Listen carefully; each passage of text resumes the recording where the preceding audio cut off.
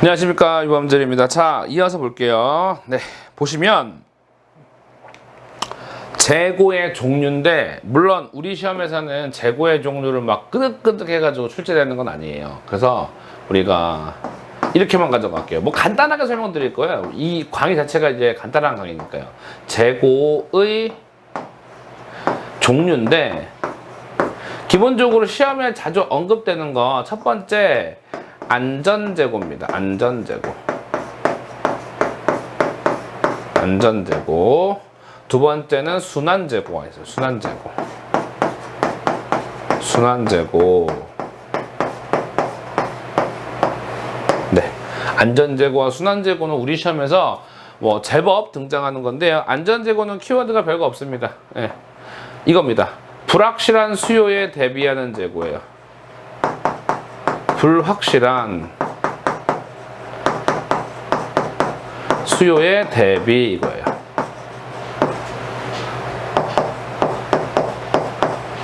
불확실한 수요에 대비해서 더욱더 여유 있게 가지고 있는 재고라고 보시면 돼요. 순환 재고는요? 그렇죠. 자, 순환 재고라는 건 먼저 순환 재고라는 거는 제가 이렇게 설명을 해볼게요. 제가 재고를 주문하는데 혹시라도 계란찜을 만들 거예요. 계란찜. 제가 예시를 한번 이렇게 제가 계란찜을 만들 거예요. 계란찜을 만들 건데, 계란찜 할 때 통상 제가 5개를 넣어요. 5개. 근데 과거에 한번 계란찜을 하기 위해서 계란 5개를 구매해서 계란찜을 하는 도중에 한 개를 깨트려 버리고 만 거예요. 그래서 결국은 5개가 아니라 4개 가지고 할 수밖에 없는 상황이었어요. 저는 이 기억을 잊지 못하고, 이 정신적 외상을 잊지 못하고, 살 때 5개를 사지 않고 몇 개 산 거예요? 혹시 모르니까 6개를 산 거예요. 6개. 깨질까봐 하나를 더 산 거죠. 플러스를 한 거죠, 아무래도. 근데 다행히도 5개로 계란찜을 만들었어요. 혹시 또 떨어뜨릴까봐. 혹시 몰라서 샀는데, 다행히 떨어뜨려서 깨트리지 않고 만든 거예요. 몇 개로요? 5개로요. 그러면은 6개에서 5개 만들었으니까 몇 개 남았어요? 1개 남았죠. 1개. 1개가 지금 뭐예요? 이미 남아있는 수량이니까 잔량이 남은 거죠. 지금 여러분 생각해 볼게요. 이 잔량은 남았으니까 다시 슈퍼 가서 반품을 해요. 다음번 계란찜 만들 때 또 사용해요. 다시 재사용하죠. 재사용한다는 거는 다음번 계란찜을 만들 때 추가로 4개만 있으면 되는 거잖아요. 이 1개를 뭐라고 하는 거예요? 한번 로테이션 돌아서 요렇게 왔다 해서 한번 로테이션 돌아서 다음번에 재사용하는 거잖아요. 이걸 순환됐다 그래요. 그럼 결국 순환재고는 적정량을 구매했을 때 발생하는 거예요. 이 6개. 많이 주문했을 때 발생하는 거예요. 그렇죠. 과다 주문에 의한 발생하는 재고예요. 과다 주문 시 발생을 한다 이겁니다. 느낌 오시죠? 네. 이게 바로 순환재고고요. 세 번째까지로 보시면은 뭐 될 것 같아요. 위인데요. 네. 불용재고라는 게 있습니다. 불용재고는 여러 가지 이유가 있겠지만 3가지. 예를 들어서 변질,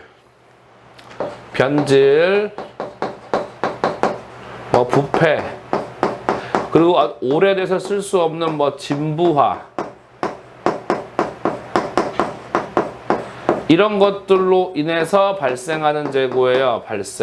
따라서 불용이라는 게 바로 사용하지 못한다 재고라고 보시면 될 것 같아요.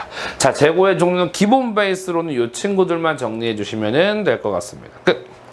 자, 이제 경제적 주문량이랑 재주문점 볼 건데요. 일단은 경제적 주문량 같은 것만 보시면 될 것 같아요. 재주문점은 어차피 계산 문제가 나오면 언급해 드릴 거라서요. 근데 이런 생각 하시겠죠. 아니, 경제적 주문량도 계산 문제라면서요. 그건 왜 지금 해요? 경제적 주문량은 뭘로도 나올 수가 있어요? 그렇죠. 말 문제로도 나온 적이 제법 있다라는 거예요. 그걸 좀 보려고 해요. 네. 같이 보겠습니다. 네. 같이 볼게요. 자, 보시면은 EOQ라 그래요. 경제적 주문량. 경제적 한번 끊고요. 주문량이라고 얘기해야 돼요. 자, 예시를 한번 알려드릴게요. 예시를 또 쉽게 한번 제가 알려드리려고 해요. 보시면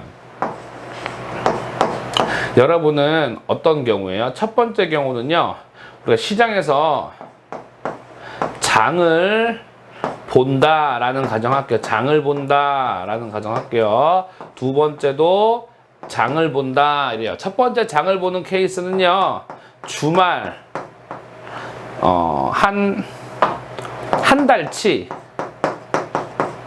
한 달치를 일괄적으로 싹 다 봐요. 일괄적으로 싹 다. 일괄해서 장을 봐요. 일괄해서 장을 보는 케이스가 있고요. 어떤 분들은 이런 분들 계시겠죠. 오늘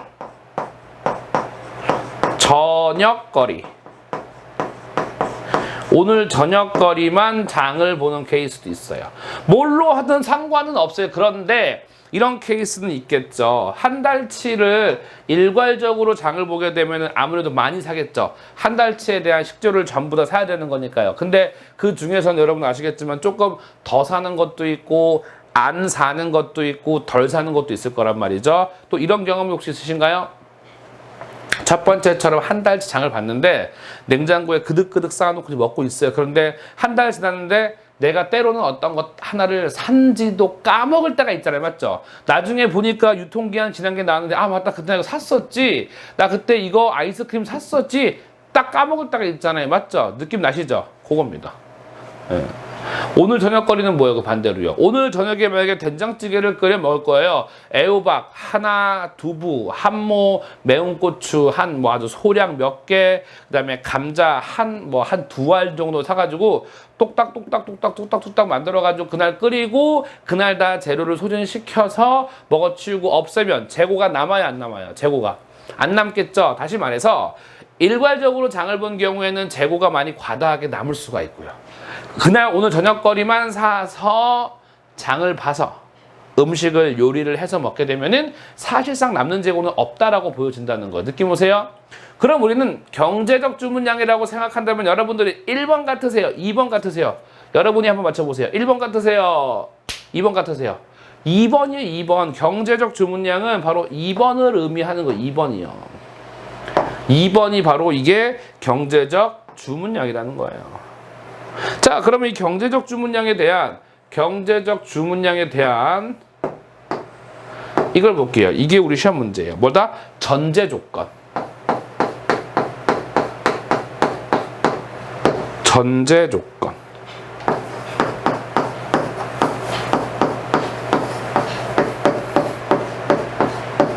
경제적 주문량을 실행 또는 경제적 주문량을 수행하려면 이래야 된다 이런 뜻인데 먼저 보시면은 번호 넘버링이 있는 건 아니에요. 첫 번째 이런 겁니다. 뭘 알고 있다? 연간 수요를 알 수 있다.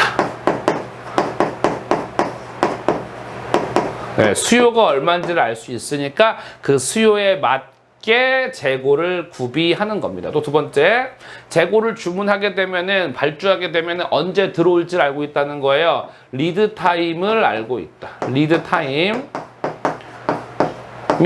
이거 이렇게 할게요. 일정하다. 일정해요. 리드 타임이 상당히 일정하다 이거예요. 상당히 일정하다. 상당히 일정하다. 일정하다는 거는 항상 매일매일 하루 만에, 이틀 만에, 3일 만에 온다 이겁니다. 또 뭐가 일정하냐? 재고 유지 비용이 일정하다. 재고 유지 비용이 일정하다. 이런 게 있고요. 또 하나. 발주량이 일정하다.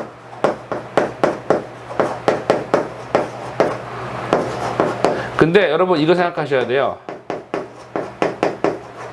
뭐가 있냐면요. 모든 품목, 여러 품목에 이거를 적용할까요? 아니면 단일 품목에 적용할까요? 여러분 아시겠지만 경제적 주문량은 한 번에 여러 품목을 적용할 수는 없어요. 뭐다? 단일 품목에만 적용.